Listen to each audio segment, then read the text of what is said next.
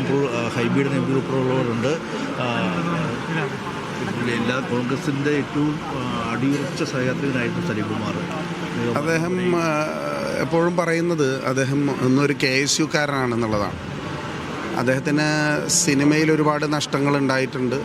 സാംസ്കാരിക രംഗത്ത് അദ്ദേഹം ഉയർന്നു വരേണ്ട മേഖലകളിൽ നഷ്ടങ്ങളുണ്ടായിട്ടുണ്ട്. പക്ഷേ അദ്ദേഹത്തിൻ്റെ രാഷ്ട്രീയ ബോധ്യത്തിൽ നിന്ന് അദ്ദേഹം ഒരിക്കലും വ്യതിചലിച്ചിട്ടില്ല. ഒരു തെരഞ്ഞെടുപ്പിൽ കോൺഗ്രസ്സിന് വേണ്ടി പ്രചാരകനാകുക എന്ന് പറഞ്ഞാൽ അത്ര എളുപ്പമുള്ളൊരു കാര്യമല്ല. ഈ അടുത്താണ് കുറച്ച് ആളുകളെങ്കിലും വന്നു തുടങ്ങിയത്. പക്ഷേ അദ്ദേഹം ആദ്യ കാലഘട്ടം മുതൽ എൻ്റെ എല്ലാ തെരഞ്ഞെടുപ്പുകളിലും കൺവെൻഷനുകളിലും സാംസ്കാരിക പരിപാടികളിലും എല്ലാം മുൻനിരയിലുണ്ടായതാണ്. അതിനെല്ലാം ഉപരിയായി ഈ നാട്ടിലെ ഒരു സാധാരണക്കാരൻ ജീവിതത്തിൻ്റെ എല്ലാ പ്രതിസന്ധികളെയും അതിജീവിച്ചു മുന്നോട്ട് വന്ന ഒരു വ്യക്തിത്വം. ലിവർ ട്രാൻസ്പ്ലാന്റേഷന് വിധേയനായി അദ്ദേഹം അമൃത ആശുപത്രിയിൽ കഴിയുമ്പോഴും അദ്ദേഹം അതൊരു ഹാസ്യാത്മകമായ രീതിയിലാണ് ഞങ്ങളോട് അവതരിപ്പിക്കുന്നത്.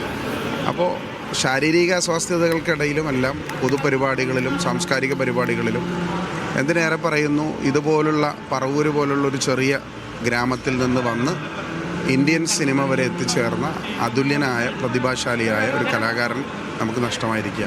തീർച്ചയായും അത് തന്നെയാണ്. കാരണം പറവൂർ എന്ന ചെറിയൊരു സ്ഥലത്തു നിന്നും എത്തി ഈ ഇന്ത്യൻ സിനിമ മാത്രമല്ല ഓസ്കാർ നോമിനേഷനിലേക്ക് വരെ എത്തിയ ഒരു അതുല്യ നടനാണ് സലീംകുമാർ. അദ്ദേഹത്തെയാണ് നമുക്ക് നഷ്ടമായത്. ഇപ്പോൾ എന്തായാലും മൃതദേഹം ഇപ്പോൾ പറവൂർ ടൗൺ ഹാളിൻ്റെ മുൻപിലേക്ക് എത്തി എന്നുള്ളതാണ് നമുക്ക് അറിയാൻ കഴിയുന്നത്.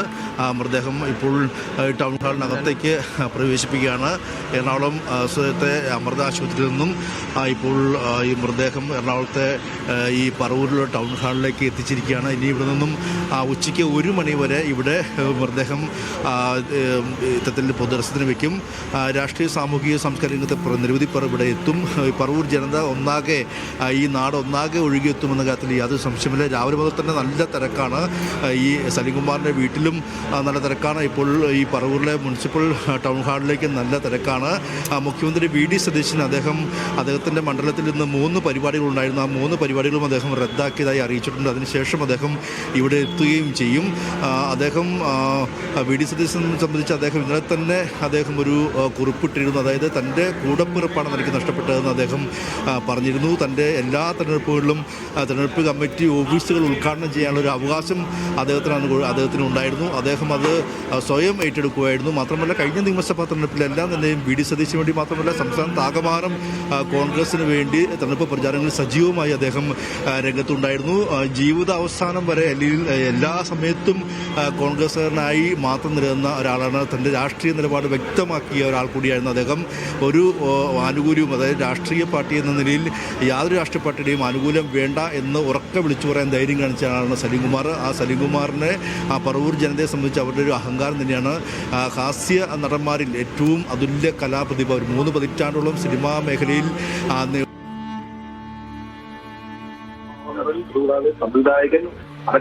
ഭാവനടൻ, അതുകൂടാതെ സംവിധായകൻ അടക്കമുള്ള എല്ലാ മേഖലയിലും എവിടെയൊക്കെ കൈവയ്ക്കാൻ പറ്റുമോ അവിടെ എല്ലാം തന്നെയും അദ്ദേഹം കൈവയ്ക്കുകയും തൻ്റെ വ്യക്തിമുദ്ര കൃത്യമായി പതിപ്പിക്കുകയും തൻ്റെ തന്മയത്വം നിറഞ്ഞ കഥാപാത്രങ്ങൾ കൃത്യമായി ആവിഷ്കരിക്കുകയും അത് ഫലിപ്പിക്കുകയും ചെയ്ത ഒരു നടൻ കൂടിയാണ് സലീംകുമാർ. സലീംകുമാറിനെ ഓർക്കാതെ അല്ലെങ്കിൽ അദ്ദേഹത്തിൻ്റെ തമാശകൾ പറയാതെ, അദ്ദേഹത്തിൻ്റെ തമാശകൾ ഒരു ട്രോളായി പോലും പറയാതെ ഒറ്റ ദിവസം പോലും മലയാളികളെ സംബന്ധിച്ച് കടന്നു പോയിട്ടില്ല എന്ന് പറയാം. ഇപ്പോഴത്തെ തലമുറയും പുതുതലമുറയും എല്ലാം തന്നെയും ഒരേപോലെ ഏറ്റെടുത്താണ് അദ്ദേഹത്തിൻ്റെ കോമഡിയും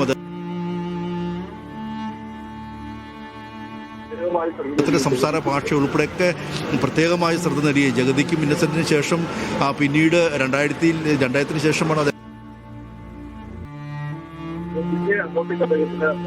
താരമായി മാറുന്നത്. പിന്നെ അങ്ങോട്ടേക്ക് അദ്ദേഹത്തിന് തിരിഞ്ഞു നോക്കേണ്ടി വന്നിട്ടില്ല. അദ്ദേഹം തന്നെ പറയുന്നുണ്ട് തൻ്റെ വിവാഹം 1996 തൻ്റെ വിവാഹത്തിൻ്റെ പിറ്റേ ദിവസമാണ് തനിക്ക് സിനിമയിൽ അഭിനയിക്കാൻ വേണ്ടി ഒരു കോൾ വരുന്നത്.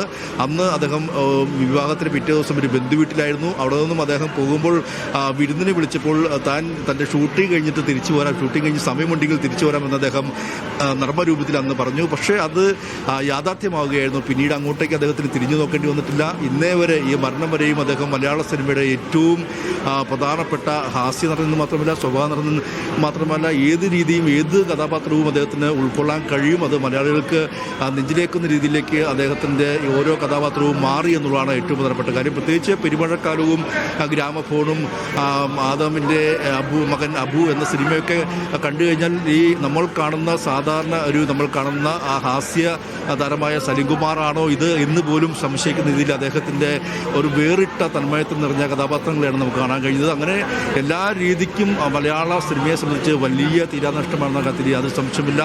അദ്ദേഹത്തിൻ്റെ സിനിമ ഒരു ഓസ്കാർ നോമിനേഷനിലേക്ക് പോകുകയും എത്തുന്ന രീതിയിലേക്ക് മലയാള സിനിമയുടെ ഏറ്റവും വലിയ പ്രൗഢി ഓസ്കാർ നോമിനേഷനിലേക്ക് എത്തുന്ന രീതിയിലേക്ക് പോലും ചർച്ച ചെയ്യപ്പെടുന്ന ഒരു സിനിമ മലയാള സിനിമയിൽ അത്രത്തോളം ശ്രദ്ധിക്കപ്പെട്ട ഒരു രംഗമായി ഒരു അതുല്യ കലാകാരനായി മാറി എന്നുള്ളതാണ് ഇതിൻ്റെ ഏറ്റവും പ്രധാനപ്പെട്ട കാര്യം. എന്തായാലും സലിംകുമാറെ സംബന്ധിച്ച് സലിംകുമാർ എന്ന നടൻ അദ്ദേഹത്തിൻ്റെ കൃത്യമായ വ്യക്തിമുദ്ര പതിപ്പിച്ച ശേഷമാണ് അദ്ദേഹം കടന്നു പോകുന്നത്. അദ്ദേഹത്തിൻ്റെ വിയോഗം അപ്രതീക്ഷിതമായിരുന്നു. അദ്ദേഹത്തിന് നിരവധി അസുഖങ്ങൾ ഉണ്ടായിരുന്നെങ്കിൽ പോലും അദ്ദേഹം ഇത്ര പെട്ടെന്ന് അദ്ദേഹം ഈ 56-ാം വയസ്സിൽ ഈ നാട് വിട്ട് അല്ലെങ്കിൽ ഈ ഒരു ലോകം വിട്ട് അദ്ദേഹം വേർപെട്ടു പോകുമെന്ന ഒരു പ്രതീക്ഷ മലയാളികൾക്ക് ആർക്കും ഉണ്ടായിരുന്നില്ല. അദ്ദേഹത്തിൻ്റെ സുഹൃത്തുക്കൾക്ക് പോലും ഉണ്ടായിരുന്നില്ല. അദ്ദേഹം പലതവണ നിരവധി അസുഖങ്ങളുമായി ബന്ധപ്പെട്ടൊക്കെ അദ്ദേഹം ചികിത്സയിൽ കഴിയുമായിരുന്നു. അപ്പോഴൊക്കെ അദ്ദേഹം അതിനുശേഷം സുഖം പ്രാപിച്ച് അദ്ദേഹം തിരികെ എത്തിയ ശേഷമൊക്കെ അദ്ദേഹം വളരെ ചിരിച്ചുകൊണ്ട് നർമ്മം കലർന്ന ഭാഷയിൽ